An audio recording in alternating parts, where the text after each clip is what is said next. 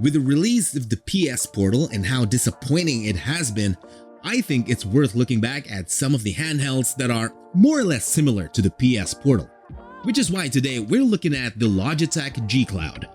It's a 1-year-old device by now, and yes, it's a bit more expensive at $300. Now, the question is getting a G Cloud more worth it than getting a PS Portal? Let's find out. Diving into the G Cloud, it's got some intriguing specs. A Snapdragon 720G CPU, Adreno 618 GPU, 4GB of RAM, and 64GB of internal storage.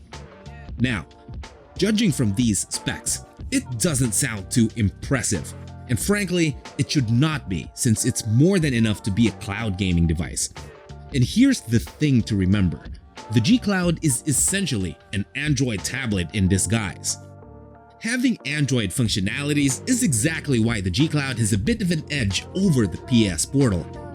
This means you can install emulators and play anything from the oldest retro games up to certain titles of Nintendo Switch. Now, we have to say, we do not condone piracy, and you should only download and play ROMs for games you already own. But still, having potentially thousands of games at your fingertips is really something that the G Cloud has over the PS Portal.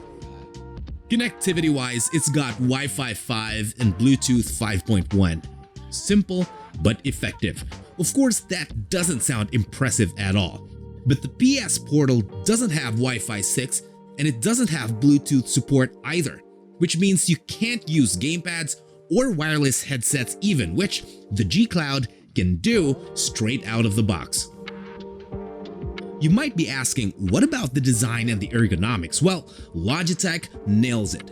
It's comfortable, it's slim, it's practical, and it has a nice grip, making extended gaming sessions a breeze. And once you hold this thing, it feels like one piece of plastic, which is a testament to its great build quality. One thing that the PS Portal nailed is the controls. It has great buttons and joysticks, and it even has the famous haptic feedback. As for the G Cloud, the controls are a mixed bag. The face buttons are great and the joysticks are amazing, but the shoulder buttons and triggers are a bit too small for some people. And the D-pad doesn't register diagonals that easily. It usually takes a ton of force, which is a shame if you're planning to use this with retro games. For me, it's a compromise, not a deal breaker, especially when you use the joysticks for those retro titles. Now here's where the G Cloud shines: the screen. A 7-inch Full HD IPS display that's crisp, clear, and bright enough for outdoor play.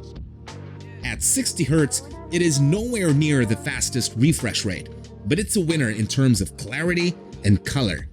I would say the quality is pretty much on par with the PS Portal, but of course, that one has a bigger display and thinner bezel, so it looks just a bit better. Now, the software is a bit of a mixed experience. The G Cloud runs on Android, offering flexibility, but with some quirks and limitations. It was especially buggy from day one. But of course, if you were to get it now, most of the previous bugs were already polished by software updates, and they even recently released an update that allows the G Cloud to connect to an external display through USB-C. Primarily, the G Cloud excels in cloud gaming. You can do Xbox Cloud Gaming, Steam Link, Nvidia GeForce Now, and even PlayStation Remote Play. But remember, cloud gaming's only as good as your internet connection. Offline is a competent Android tablet and a pretty solid emulator for retro gaming fans. As for portability, it promises 9 to 12 hours of battery life. Impressive, but cloud gaming on the go can be tricky without a strong Wi-Fi connection. That's just a fact of life. Now, compared to something like the PlayStation Portal, the G Cloud offers a unique blend of cloud gaming prowess and Android flexibility. If you're into emulating older games or prefer cloud-based gaming experiences, the G Cloud might be more up your alley. Now, I know I've been critical of the PS Portal in this video, but I really don't hate that device either. It's a pretty solid device for a couple of $100. Though it doesn't have a ton of features, it's the best thus far with remote play, and I highly recommend it, especially if you have a PS5. And finally, the big question.